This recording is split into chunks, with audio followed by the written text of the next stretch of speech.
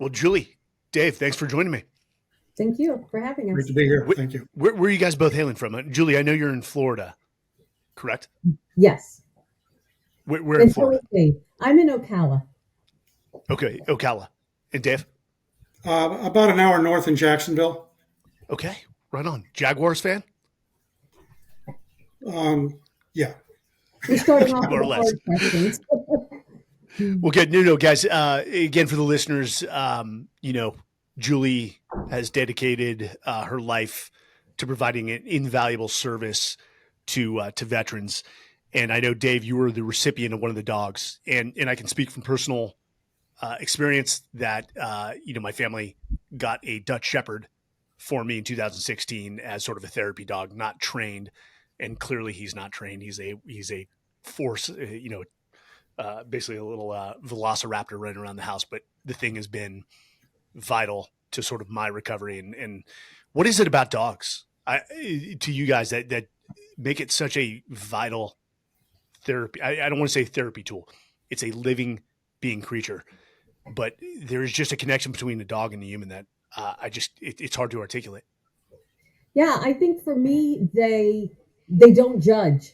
And so if you're having a bad day or you don't want to get out of your pajamas or whatever it is, they don't judge. They simply love you and then 2 seconds later will love you again. So there's that unconditional love and that companionship that we know many of the veterans need. Just someone to listen and someone to be there. And, family members oftentimes get to the point where they're like, we've heard that, we've been through that, you need to get past that. And the dog never reaches that point. Julie, how'd you get started in this? Back in 2009, I had volunteered for other organizations and wanted an organization where all of the dogs went to veterans for free. So we founded Patriot Service Dogs. Myself and another woman founded Patriot Service Dogs, and it was very small. And we just assumed it would always be just this handful of dogs. And now we have 20 dogs, and we've placed 60. So it's still not huge, but big enough for us. Yeah, we've all got to start somewhere. Everyone has an origin story. I've never seen anything start large unless it's got massive funding. So, do you come from a military lineage? Service members in the family. What drove you towards helping veterans? Not the generation that I'm from, but certainly my aunts and uncles were military of that generation, Vietnam and Korea and World War II and all of those things. And it wasn't that I wanted to give back to veterans, but it just seemed like the right thing to do. I knew the love and support that a dog could provide, and it seemed like making that match made sense. And it was something I could do and something that interested me. So it sort of just became it was the right thing. So I'm going to assume you came from sort of did you come from a dog training background? No, No? no, no. No, I didn't. And most of the people that volunteer for us, it's not like we're a group of dog trainers. I think a lot of people see us as a group of dog trainers that got together to help veterans. And we truly are more a group of, big-hearted people who want to help veterans. And we do that by training dogs. And I know Dave will agree with me here. There are not many like you that you didn't wear the uniform, but you said, "Hey, I've got to do my part after post global war on terror, post 9/11." You saw us coming back, and you're like, "Hey, there's something I can do." And from all of us, from Dave and all of us, thank you that there are a handful of Americans like you that identify a worthy purpose to drive impact, and that is amazing. And Dave, there you go. Is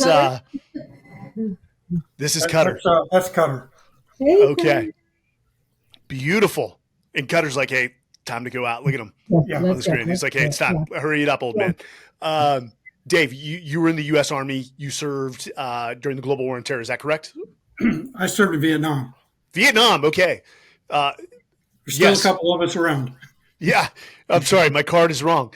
1969. Okay, I'm looking at it now. Good. Thank you for what you did. Vietnam was definitely a different war than our conflict. I'm always cautious never to tell war stories around Vietnam vets because you guys actually had fought a uniformed army to include insurgency. So you were part of the 101st, and you were with an elite outfit within the 101st, a recon unit.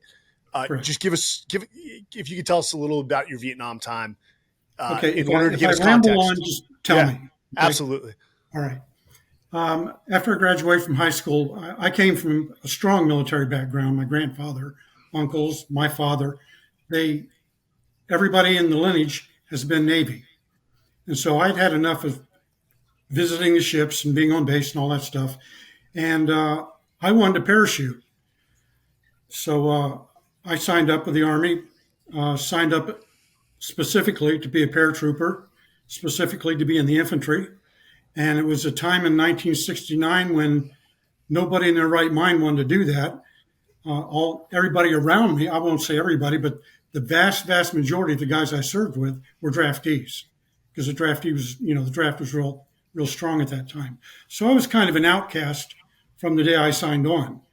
And early on in basic training, my drill sergeant said, don't let anybody know you're RA, which is regular Army. Tell them you're drafted same as you, or you're going to be seen as wacko.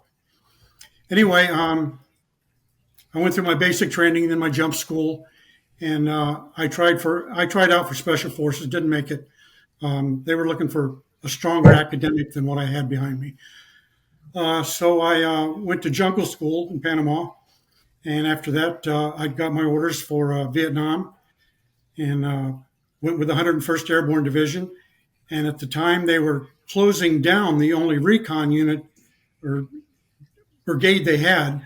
So the 101st was starting their own, and I was lucky enough to be sliding the door under that.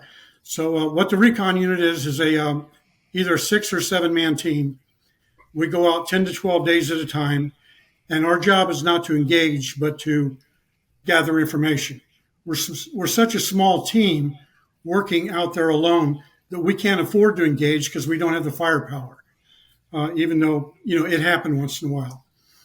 And just to skip forward through all that, on the night I was hit, we were scheduled to be picked up the next day. So we fired some marking rounds down the hilltop where the choppers could come in, pick us up. And the problem with that is the Dukes, the Dinks know what's going on. They know you're marking a hill. They suspect you've been around there. You've been gathering the information. You've made contact a few times, but slid away. And on this particular night, we went up the hill to make our perimeter, and then we came back down 200 yards, just in case we were being watched. And at about 3 o'clock in the morning, remember there's only 7 of us, I heard some movement, and I woke up Hobbs, who was next to me. I said, Hobbs, something's out there. And it could be a monkey, it could be anything, but it was steady, and it was a walk. And he said, man, frag it. So I picked up a frag and I threw it. It blew up, and when it blew up, I'd actually thrown over their heads, and they were like skylighted, and it was scary.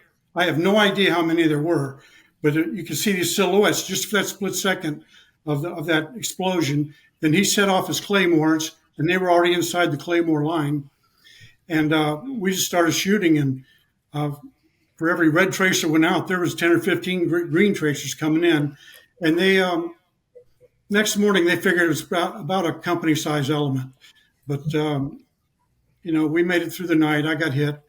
When I was hit, I thought my leg was gone because it's like getting hit in the leg with a baseball bat that's on fire because it feels hot at the same time. And I was afraid to touch my leg because I was afraid I wouldn't find it.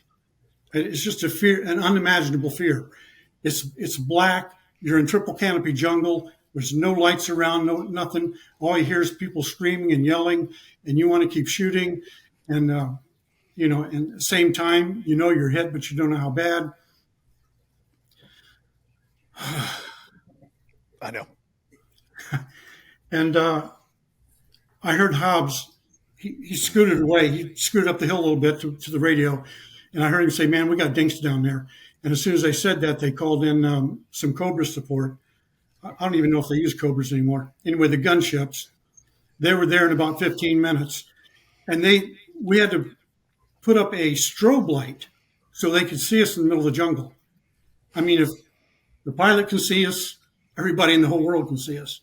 And we ended up being a cluster of 5 men, because 2 of them were hurt really bad, of 5 men in a group of probably 3 yards around. And the Cobra come in just barely above our heads and started doing a slow circle with his miniguns. And it was the sweetest sound you ever heard. But I got second-degree burns from the shell casings. Yeah. It was landing on my neck, and I didn't even know it till the next day. Anyway, I was medevaced out the next day on a jungle penetrator. We couldn't get up to the hilltop. And now I live with survivor's guilt. I never seen any of those guys again. I lost contact with them right away because I was sent to a field hospital, then down to Cameron Bay. And the next thing I really remember was landing at Yokota Air Force Base in Japan and getting, operations air and rehab and stuff like that. And I didn't realize it. When I came home, I thought I was home. I mean, things are back on the block they were the way they were, but they weren't. I couldn't connect with my friends. I was angry all the time. I was pissed off. I was taking street drugs. I was taking speed, stay awake, because I was taking that over there sometimes. And I was in fights all the time, relationships. I couldn't hold friends. And I felt like, I know this is a strange analogy, I felt like I was a piece of a jigsaw puzzle that had been removed and taken somewhere else and come back, and my shape was different, and I didn't fit in that jigsaw anymore. I didn't fit in with anybody anymore. But I didn't realize how much it was affecting me. And then I kind of dealt with it, I guess. I just put up my invisible walls, had no friends, and went on with my life until the Gulf War, 15 years later. And when the Gulf War started, I went to pieces. I mean, I can't explain it. I don't know why. It was a huge trigger to me. And I had never heard about PTSD. I didn't know what it was. And being, sort of a gung-ho kind of guy that I was back then, I didn't want to admit to anybody I needed help. I didn't want to admit to anybody that I was weak and that I was scared and I didn't know what was wrong with me. I'm a warrior. I'm none of that. And it wasn't until I could admit to myself, I need to get some kind of help or I'm going to be putting the gun in my head because I just can't get along with anybody. My parents got divorced. They split up. They moved to Florida and, the whole 9-yard things. And so they started me out on some group therapy. Then they suggested I join the VFW. That didn't work. The guys in the VFW, I feel, are just there to tell somebody else's war stories and to embellish their own stories and get drunk over it. And you can tell right away, if you've been there, you know when they're bullshitting you. And I would ask a couple trigger questions, know that they don't know what they're talking about, and I wanted nothing to do with them. I don't want to talk to you because you're bullshitting, you're lying to me. Well, on my second visit, I was shown the door. That's fine. I didn't want to be around those guys anyway. The group therapy didn't work. Same kind of people were in there. They were feel sorry for me kind of people. And then they started some individual therapy. And all that did was upset me because they just sit there and ask you trigger questions after trigger questions. How do you feel about this? And how do you feel about what you did? And, somebody that's never walked in my shoes is judging me. A 25-year-old who has a master's degree in psychology is telling me how I should act. That didn't go over too well. And then I went down the whole drug thing. Well, here, take these drugs, and those aren't working, take these drugs. And this went on for probably 3 or 4 years. Now, I wasn't getting any better. I put bullet holes in the ceiling of the house, just out of anger and being upset and stuff. And then one day I was talking to the doctor, and he says, hang on a minute, let me get something. And he went out of his office and he came back, and there was this lady with him, and she said, why don't you contact these people here? They might be able to help you. And I figured, oh, it's another friggin' doctor. Yeah, okay, give me the card. Looked at it. It said Patriot Service Dogs. And it was Susan. Susan's name was on the card. And I said, okay, I'll give it a shot. And I procrastinated a week or two. I'd always had dogs growing up, but I never felt the kind of bond that I have now with them. And I called Susan. She says, well, come over and, stop by, talk to me. Let me show you what we're doing, how it goes. Come to a couple of the training classes, see the dogs. And I said, yeah, I want to try it. And at that time, I had a chocolate lab who was very young. And she took me and him in just, to get him through the program with the other trainers. And that worked great. But shortly after that,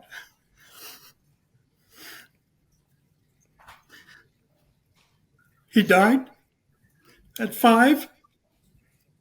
He had tumors inside of him, I'm sorry, that we didn't know about. And of course, I was a train wreck. And then a couple weeks or months, I can't remember, went by.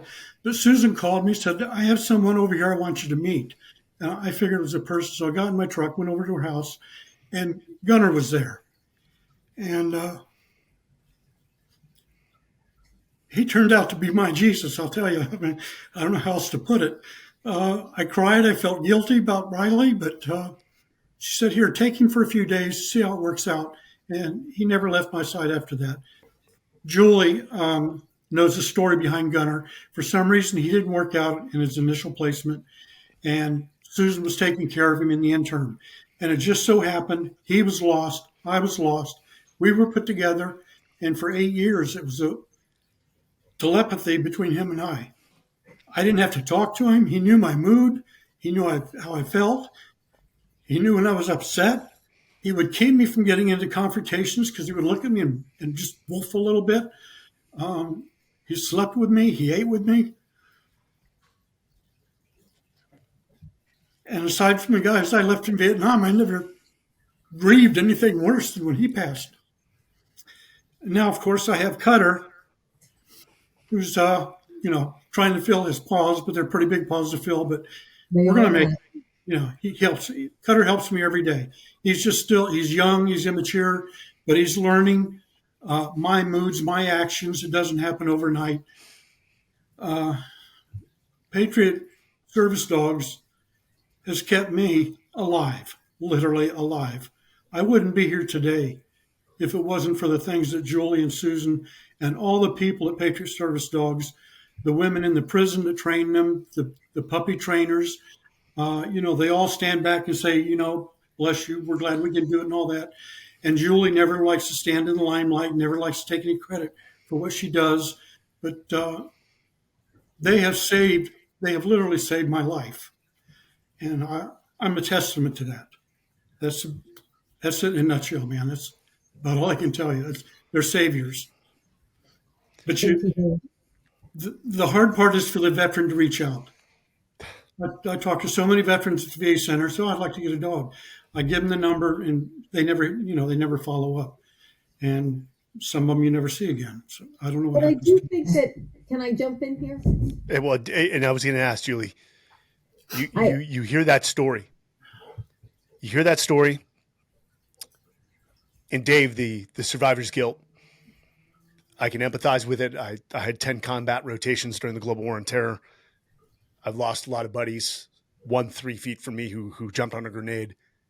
And there isn't a day that goes by that I don't feel the survivor's guilt, and I don't feel the guilt for that incident as the senior guy on that rooftop. I understand where you're coming from, and that survivor's guilt is a sign that you're an amazing human being with a good heart, that you don't take your time and your comrades, your brothers in arms lightly. But I am starting to realize that survivor's guilt, I would much rather carry it than 99% of the Americans, so that they never have to feel that. And in a way, we are the fortunate few because of that. And your story, first off, your stories and the stories like that from Vietnam are the reason I joined the military, reading the books about Recondo and Marine Recon and recon units in the 101st and SEALs and the Green Berets. You inspired a generation to step up and serve their country when the time came. And so that's impact that I know you can't directly see, but that's because of men like you that laid the path for young men like me to pick up the torch and carrying it forward. So thank you for sharing that. And vulnerability, that I've come to learn as well, is the most masculine trait there is. There's an emotional intimacy amongst operators or soldiers that quite frankly the American public will never understand. No. And Julie, you hear that pain. You see that pain. You actually said it. Veterans won't reach out because, Dave, you'll probably remember this one. What was the common phrase? Suffer in silence. Mm-hmm. To reach out for help is viewed as a sign of weakness. And that's the old culture that we're trying to combat. It's not. It's the sign of maturity, actually, to say, hey, I'm not right and I need help. When you hear stories like that and you hear Dave say that Julie and Patriot Service Dogs, quite frankly, saved my life, how does that feel? It's an amazing feeling to be one of the people that stepped up and changed how he was going to deal with things. And I think many people, mainly veterans, don't like the stigma attached to having a service dog, because if Dave didn't have a service dog with him, he would walk through life and nobody would know his story. But when you put a service dog next to him, all of a sudden there is something. There's a reason you have that service dog. And so it becomes very apparent that you're carrying something. And so it is an honor to help the different veterans that we help. And I had honestly never heard Dave's whole story. When we do our training week with the dogs, we really focus on training the veterans to learn the dogs, because the stories are so triggering to each other that we don't want to set anybody off. So we really stick to, we're here to learn the commands that the dogs know, and that is it. I knew a little bit about your story, but Dave, I know how hard it is to talk about your dogs and about your experience. And, it's an honor to help you. The world is a better place because we have Dave. Yeah. And I think sometimes people need to hear it so that they understand better. To be honest with you, the first few weeks I had a service dog, I never looked up because I felt people were looking at my handicap. And that's one thing I can't stand, is for somebody to think I'm handicapped. Perhaps I am, and perhaps I'll never admit it. But I don't want people to feel that the dog is a crutch, because he's not. The dog is my partner. The dog is my brother in arms. He's taken the place of those who can't be there with me. And, it speaks volumes of having the dog now. And now I'm proud to walk with a service dog. Well, good. My problem is when people say thank you for your service, I feel like saying you have no frigging idea what monsters are in here, but you're welcome. So I drop it all and I just say, I don't know what to say. I normally say you're welcome. How do you answer that? When they say thank you for your service, they're saying thank you for what you did. Well, if you knew what I did, if you knew some of what I did, you wouldn't be thanking me. You'd be, whatever. Yeah. But they don't know what, it's just, you're trying to say words. You're trying to say something that we connect, and I appreciate. And I think that's what they're conveying. Dave was the first person to get a successor dog from us. So he had Gunner, and our goal is, we're committed to that veteran. So if they're still able to manage a dog after their first dog's passing, and Dave will always be Dave and Gunner to me. And now he has Cutter, and he was the first one that said, my dog has died and I am still in need, so help me. And was very open to the process. And we knew it was going to be a tough transition.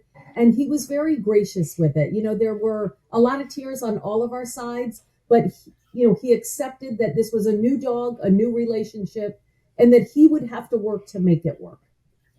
Guys, as you're talking, one, I completely see now why Land Rover Defender for the service award chose Patriot Service Dog. It's evident. And there are a lot of nonprofits out there there's a lot that do great work, and there's others that have good intent, but just maybe the execution isn't well done. But the fact that, I don't want to call it repeatability, it's almost follow through, that, some programs you go through as a veteran and they're done with you because they got to move on to the next.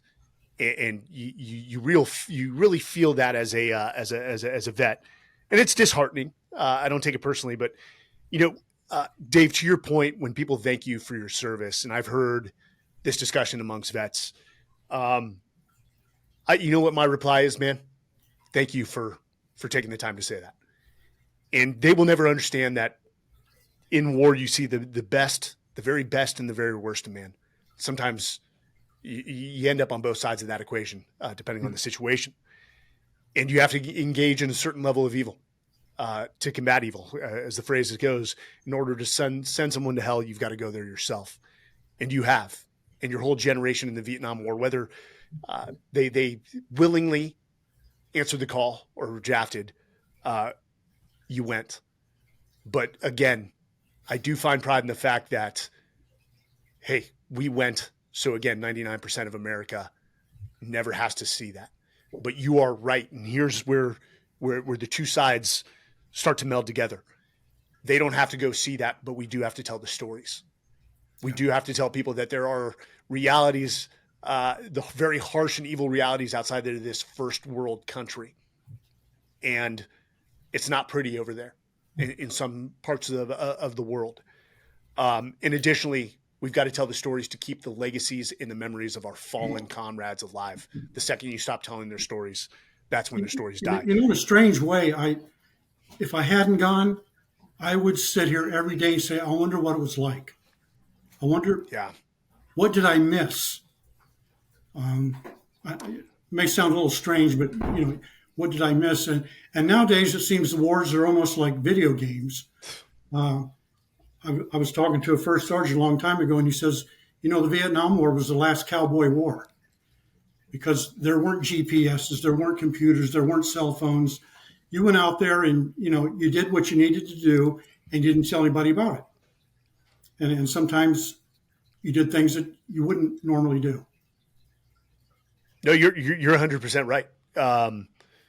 Technology definitely changed modern warfare compared to what you guys had with old map and compass. Yeah. It's, and you brought something up. Regret is a much bigger burden than survivor's guilt, in my mind. Julie, what motivated you, or did somebody nominate you for the Land Rover Defender Service Award in 2022? The Land Rover Award is open for a certain amount of time, and we actually found out about it with 4 days to spare. So the contest was closing 4 days after we realized that it even existed. And so we made a decision as an organization that we definitely weren't going to win if we didn't send in a video. So we got together. We are very, very small. And so we bought 7 chairs from Staples, and we had a piece of chalk. And we went out on the driveway and sketched out the dimensions of the car, because that's what Land Rover wanted. And we showed, with these chairs, we can fit this many people. And you take out the chairs and we can put this many dogs. And then we can put this many bags of food. And we showed literally how we would use it. And we're very kind of intimidated by other people who are hiring crews to do their video. And we literally still have the piece of chalk. It showed that Land Rover wasn't looking for grandiose. They were looking for organizations that need it and that could use it well. And so we're very proud that they chose us. It's a nice car, a nice vehicle. That right there, ma'am, is called passion. And they probably saw it through the video. I'm so, and you said it, hey, if we don't send a video, we can't win. It's the old Gretzky quote. You miss 100% of the shots you never take. So I want all the people listening to this, if you know a great veteran nonprofit or a nonprofit that's serving first responders, war fighters, police officers, let them know about these awards.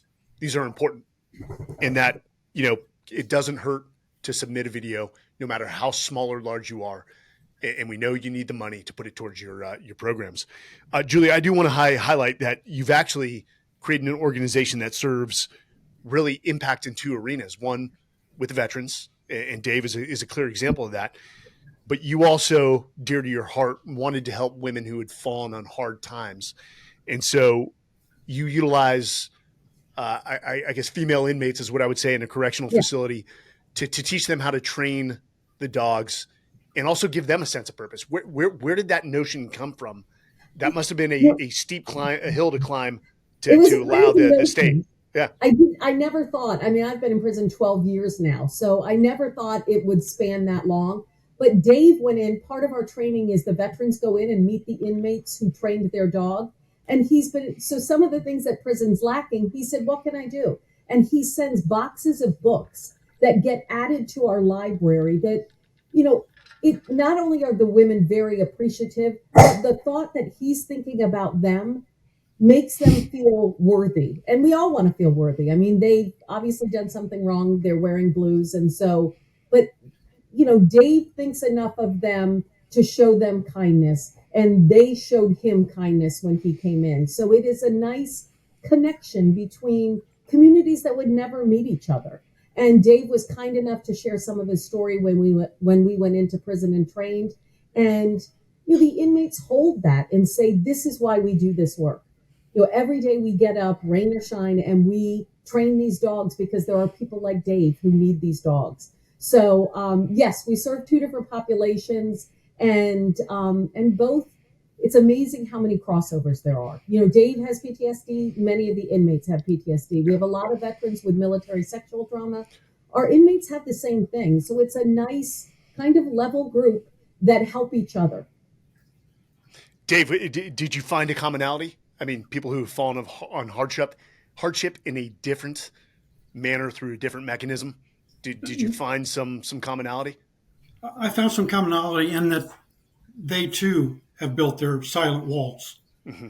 You know, whether it's shame or guilt or the stigma of being in an institution, they're not like I was when I was 18, or they were when they were 18. They're more reserved now. They're paying their debt. They're going to pay their debt, and I sincerely hope that they can all come out and have productive lives, because I just can't say enough about them for what they do. And even after talking to them and communicating with a little bit, I don't think they realize the importance of what they do, because saying you save lives is the same thing you say when you're teaching CPR. You know, CPR saves lives, and it just becomes a phrase. But this is so much more than a phrase. This is the difference between a man being able to conform and be a part of society and not being in the National Cemetery. And our inmates raised Gunner and then raised Cutter. So they were able to say, you know, they too mourned the loss of Gunner and were able to say, you know, Dave, please try this because we think we sort of know what you need, and I think this will help. Julie, I'm telling you, your stories should be on the Fox Newses of the world, of the Good Morning Americas of the world.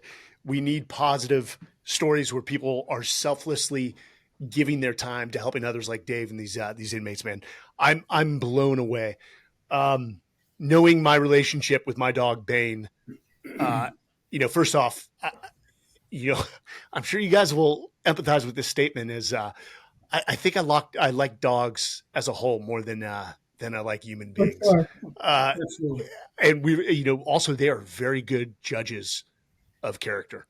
Mm-hmm. Bane has bit, not bad, he's bit a person before, and my wife basically said, "Good." Nobody likes that guy, anyways. So, where can people find Patriot Service Dog? How can people best help you? Whether it's the good old dollar, or hey, we want to get involved in help fundraise, or give our time to the organization. Julie, where can they find you? So we're on Instagram and Facebook, and we have a website, and that's where the veterans application is on that website. We are always looking for more funding. You know, the more funding we have, the more dogs we can place. and not all the dogs make it. So right now we have 20 dogs. They won't all make it. Some don't want to be a service dog, and so we'll wash those out. So funding is super important to us. We are very, very small, and we can always use funding to move forward. It is hard to volunteer because everyone says, "Could we come to your office?" Yeah. No, my office is a prison, so no, you can't come. You can't come there and just help out. So funding is really the best way. Sponsorships. All of our dogs are sponsored. And if you go on social media and you get our newsletter, all of that helps us get our information out. So, join us. I always think of it this way, that a lot of people say, like, thank you for what you did. And boy, I wish there was something more I could do. Do something. Help a group that has figured out how to do something. And it doesn't mean we're going to change. Nothing's going to change the trauma that Dave has gone through. That's not changeable. But we can let him know every day when he looks at Cutter, there are people out there that love you and care about you and want to help you, and do everything we can to lessen that burden that you suffer. And even though people can't join us in prison, you can join us by supporting us, by watching us on social media. All of that helps. You want to know that people are watching what you're doing.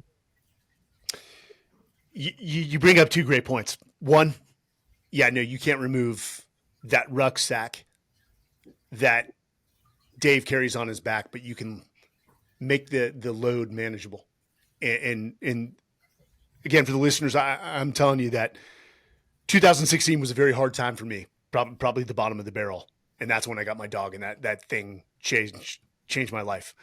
And then two, yes, it is so easy today to say, hey, what can I do for you, without any meaning behind that phrase whatsoever. And, I fundraise for Folds of Honor quite frequently. And I actually back what I say. I give a portion of my book proceeds to them, of my speeches, because I believe in their cause and causes like yours. So, Julie, we will post the links. We will post the website for the listeners. $1, even $1 helps. If you can give more, if you can give 5, 10, 15, 100, those things help. And for veterans, also go to the website. I'm sure there's a wait list, because training dogs are not easy. What is it? What is the total training process? Usually 4 to 12 months. What does it range? Our dogs go into prison at 8 weeks old, but we don't place till they're 2, so that we can have good X-rays and stuff. So ours is a 2-year process. It's a lengthy process. But to make sure the dog is properly trained, and ready they for a get home. all their health certificates. So Yes. Once they've got that, then we're good to find them a veteran that needs their help. Well, God bless you for doing that. And I'm sure you guys will agree. God bless Land Rover Defender for holding these service awards. I'm excited to get even more applicants into the process this year for 2023, again in 2024. And with that, maybe the total contributions increase as well through Land Rover. We'll post those as well. And for the listeners, if you know a great nonprofit, veteran nonprofit, please inform them about this. Get them to submit a video. You just heard Julie say it does not have to be a production level video. They want to see the purpose. They want to see your passion. They want to see the impact that you hope to drive or are driving right now. Julie, I can't thank you enough for picking up the torch, for serving outside of the military in a way that the military, quite frankly, doesn't have a competency and is not very good at doing. And I know Dave will agree there. And Dave, brother, thank you for telling me your story. Thank you for paving the way for my generation to serve. It was you guys that, again, inspired a lot of us to enlist and serve our country like you guys did. No matter the fact that you came home to an ungrateful nation, yeah, we had the nation behind us. Where you guys, it was a nation of turmoil, and I know that aided in making things worse for a lot of the soldiers returning home. So for all of that generation, I apologize for them, and thank you for your service. Oh, you bet, and thank you for letting me tell my little blurb of a story there. I think more people need to hear the truth about how things were and how it's affected us, changed our lives, usually for the worse, and then we come into something like Patriot Service Dogs, and we find out we can fit in. We can be an American again, be a part of the whole process. Thank you. Yes, we can. Guys, I don't usually end my podcast this way, but let me just say, I love you both. And thank you for joining us. Thank you. Thank you so much.